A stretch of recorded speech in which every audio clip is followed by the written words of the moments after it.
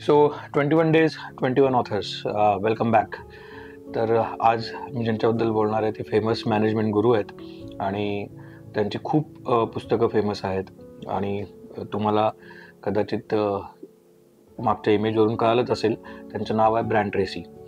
तर बरीच पुस्तकं आहेत, पण सुरुवातीला तुम्ही वाचावं जे असं वाटतं मला पुस्तक म्हणजे त्यांचं गोल्स नावाचं एक पुस्तक आहे.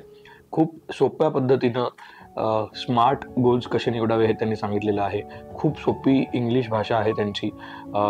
ते वर्ल्ड वाईड फेमस आहेत आणि दे नो, मतलब he their team and basically he knows that की बाबा वर्ल्ड वाईड इंग्लिश प्रत्येकाचं चांगलं नसतं किंवा फर्स्ट लँग्वेज इंग्लिश नसते.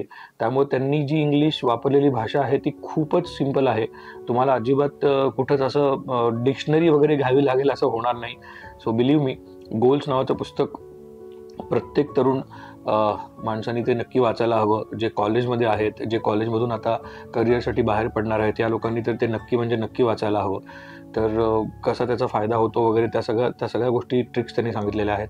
प्लस त्यांची मॅनेजमेंटवरची काही पुस्तकं आहेत जी खूप अशी त्यांनी टॉपिक वाईज छोटी छोटी वेगळी केलेली आहेत. की लिडरशिपचं एक पुस्तक आहे त्यांचं, त्यानंतर फिनान्स मॅनेजमेंटवरचं एक पुस्तक आहे.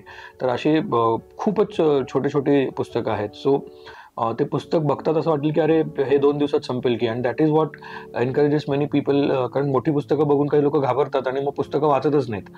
त्यापेक्षा ही छोटी छोटी पुस्तकं आहेत त्यांनी केलेली, तीही तुम्ही वाचावीत. आणि दॅट्स इट. Wonderful author.